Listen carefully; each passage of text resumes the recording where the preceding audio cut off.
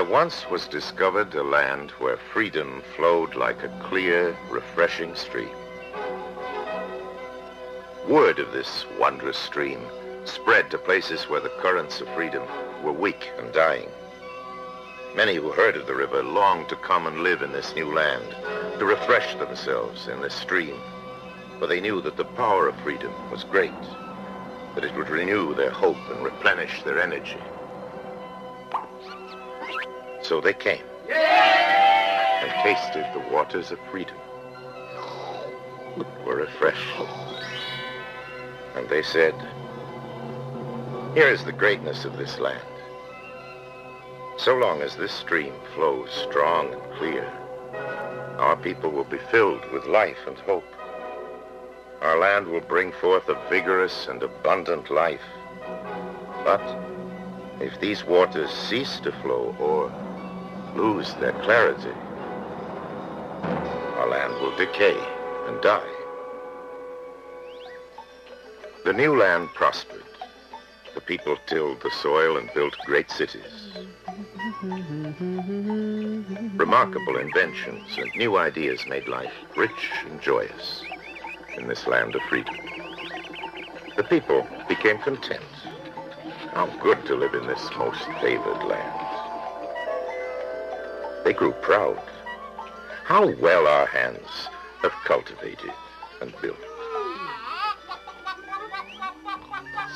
Their pride grew and grew. They did not know that too much pride could blind them. They did not know that too much pride could make them arrogant, foolish.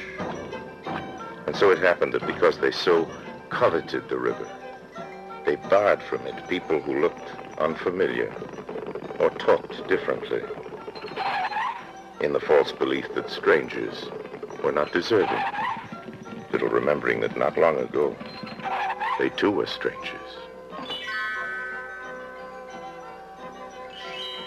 When new ideas were proposed, the people ridiculed them, but they were now afraid to change the old ways.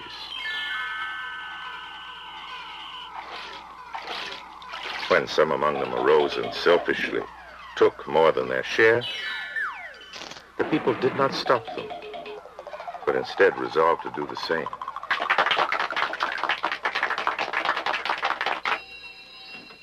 Instead of helping those who were ill and weak, they despised them and chastised them for their idleness. When a wise man stood up and said, "Look, the waters are beclouding," they could not see it, for their pride made them blind. And when he tried again to make them see, they shut him up. For his vision infuriated them. How could they act differently? They loved the stream as they remembered it, fresh and clear, and could not bear to look upon its decay. When the children, unblinded by old recollection, saw it too, they cried out, but their fathers called them ungrateful and punished them. And even as the river grew weak and muddy, glib leaders said it was strong and clear and must be sent to certain deserving lands. And the people believed them and allowed their precious little fluid to be spilled upon alien soil.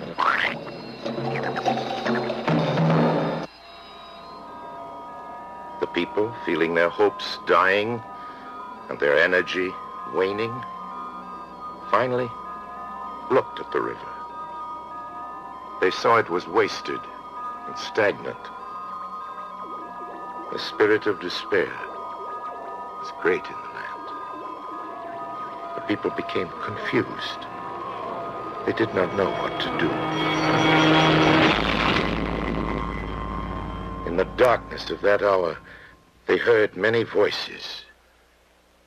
Some said, "The river is a nuisance and only lowers efficiency. Too much freedom causes disorder.